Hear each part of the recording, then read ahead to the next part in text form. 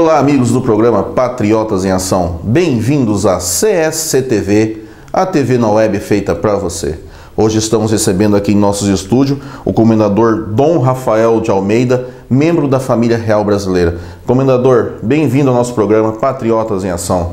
Muito obrigado pela oportunidade de estar aqui mais uma vez com o senhor. Ok, e nós que agradecemos a sua presença.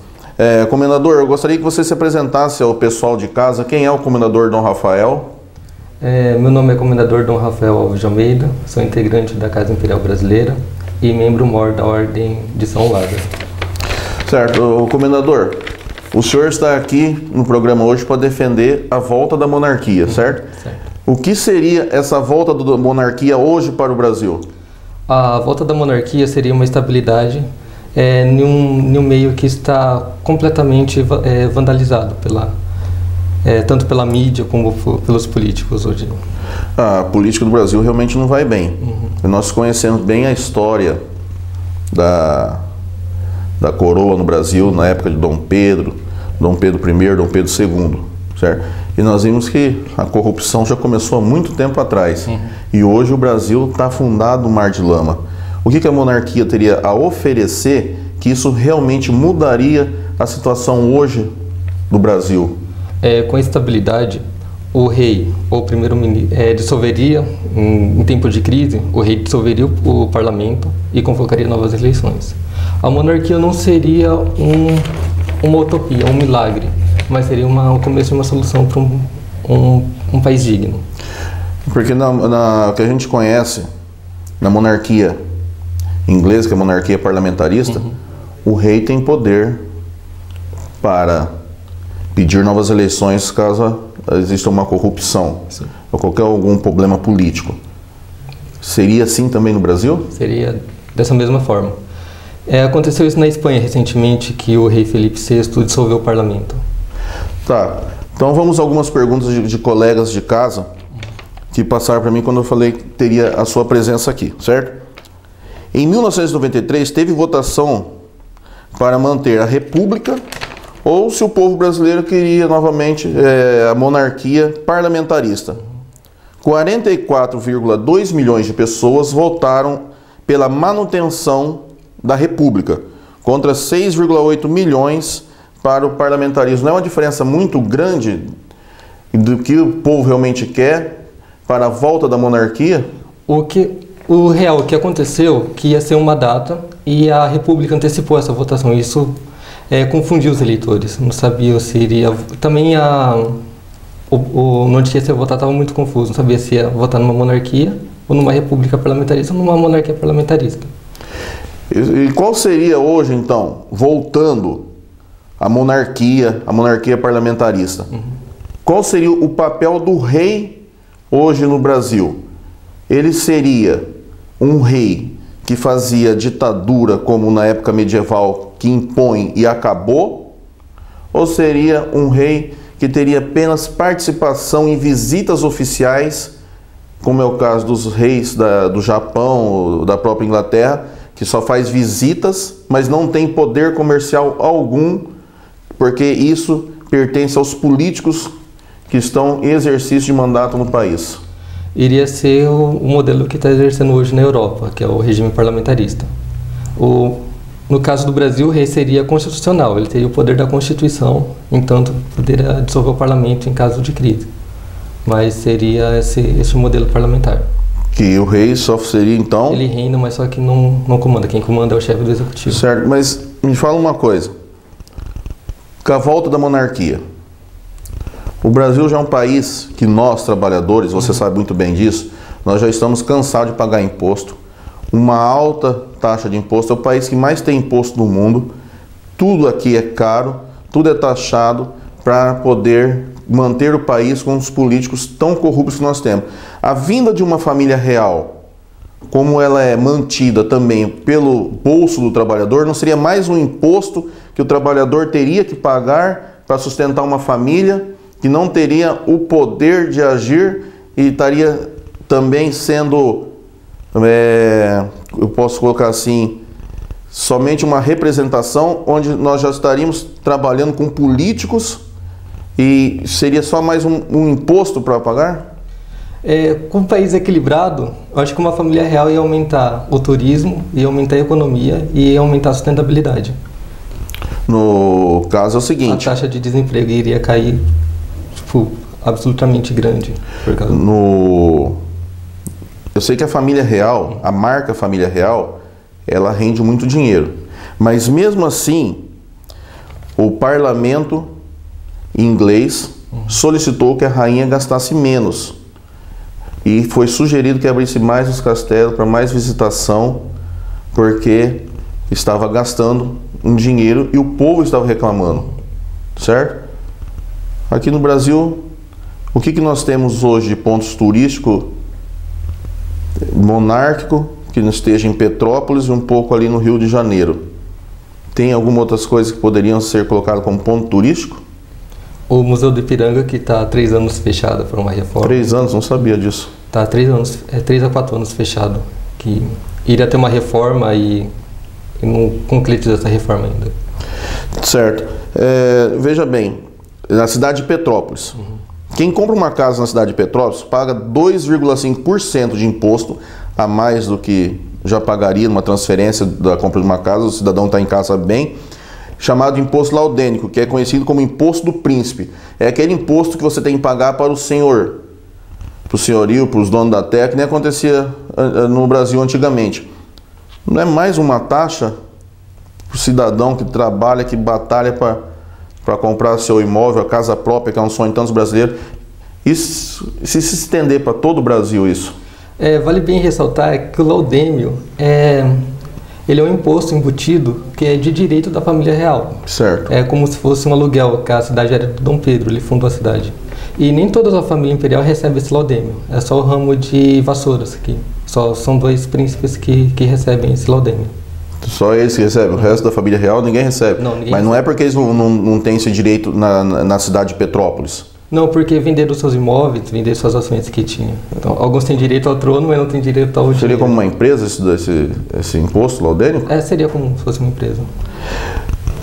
Outra pergunta aqui. Mas é por direito, esse laudêmio é de direito da família real. Certo. A polícia recebe, a Igreja Católica também recebe. Na cidade de Curitiba também tem laudêmio. Então... A polícia recebe esse imposto? A polícia militar. Polícia militar, né? Certo. Outra pergunta aqui muito interessante. A cultura brasileira estaria pronta para aceitar hoje um rei no Brasil? Do jeito que está a cultura hoje. A gente não tem uma definição de cultura no Brasil hoje, infelizmente. Mas seria que o povo brasileiro estaria pronto para aceitar novamente um rei? Eu acredito que sim. Foi feita uma PL no Senado pelo Rodrigo Brasileiro, líder da Organização Império do Brasil, e essa PL foi a 3ª mais votada do Senado para a restauração da monarquia. Certo, eu tenho aqui uma lista aqui de príncipes e reis, quanto ganha o príncipe. É bom a pessoa de casa saber o seguinte: o dinheiro que o rei ganha nas monarquias é um dinheiro para sustentar os palácios que ele tem, os empregados, as roupas que eles compram para a festa, um dinheiro oficial para eles gastarem em eventos, certo? Manutenção com carro, tudo isso. Então vamos lá, o príncipe Philips da Inglaterra, ele recebe 1,3 milhões por ano. A rainha máxima da Holanda, 2,9 milhões. Silvia da Suécia, 1,1 milhões.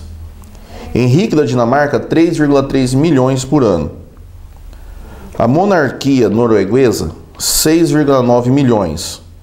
Essa fonte é da vejaabril.com.br. Nós temos aqui no Brasil, só de princesas, são 37 princesas. Cada uma ganhando por ano isso. Mas a família real chega a quantas pessoas hoje? O senhor tem conhecimento? Quantos tem na família real hoje? Nem todos são com ligação direta ao trono do Brasil, que alguns já nasceram sem direito. Então, mas a linha sucessória tem 3 princesas ao todo. A linha sucessória ao trono do Brasil. 3 princesas. Daria uma média, daí tem mais o rei, Temos o rei, É o imperador, no o caso. imperador, rainha. Então vamos colocar mais um imposto aí de uns 10 milhões por ano 10 milhões. Não chega nem aos pés que a República hoje gasta. com o presidente. Dá muita diferença mesmo que gasta com o presidente. Certo? Na Europa, nós temos a maioria dos países monárquicos estão na Europa, certo? Então, comendador, eu fiz uma pesquisa aqui de alguns países que são monarquia, certo? Então nós temos a Arábia Saudita, onde quem manda é o rei, rico em petróleo, né? O lugar mais rico do mundo em petróleo. Nós temos a Austrália, que é uma monarquia, como o senhor sabe, quem manda. Quem manda não, quem representa, né? Melhor dizendo, é a Rainha Elizabeth II da Inglaterra. Nós temos a Bélgica, o Canadá, que a rainha também representa outros países, a Dinamarca, a Espanha, a Noruega, o Reino Unido, a Suécia, Mônaco, Japão, Luxemburgo e também é uma monarquia o Vaticano, que eu não sabia, segundo a fonte é do Wikipédia. O Vaticano também é uma monarquia, É uma monarquia, porque os papas eram coroados como reis. Exatamente, isso é uma coisa que a gente tem que continuar mantendo na história, sabendo que o Papa é coroado como rei, né? Que ele vai se perdendo essas informações. É muito interessante isso. Ok. Comendador, então vamos falar agora sobre a política, certo? A corrupção no Brasil, certo?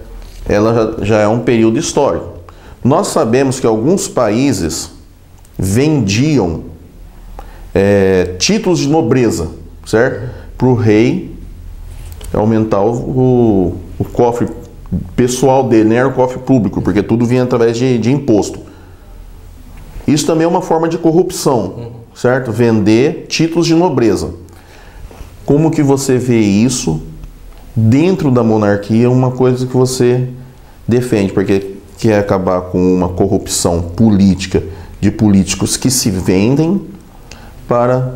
Não estou falando que é o caso do nosso rei aqui, o imperador, qual é o nome dele? Quem seria o imperador seria Dom Luís de Orleans Bragança. Dom Luís, mas é também uma forma de corrupção do rei. Como que você analisa isso? A corrupção, ela envolve, porque parece onde tem dinheiro, tem essa tal da corrupção. No Brasil, quando Dom Pedro II entregava títulos de nobreza, seria por honra ou por mérito prestado à nação. E no Brasil, com a restauração da monarquia, não teria esses títulos de nobreza, a não ser seria dado como mérito aristocrático. Então, porque teve, na época de Dom Pedro, teve o parlamentarismo, né? Só que no Brasil, eu não sei se as coisas não funcionam aqui como que é, no Brasil é conhecido como parlamentarismo às avessas. Porque no parlamento, quem comanda são os políticos. O rei, como você falou, o monarca, o imperador, tem o poder de pedir eleições quando as coisas estão muito preocupantes.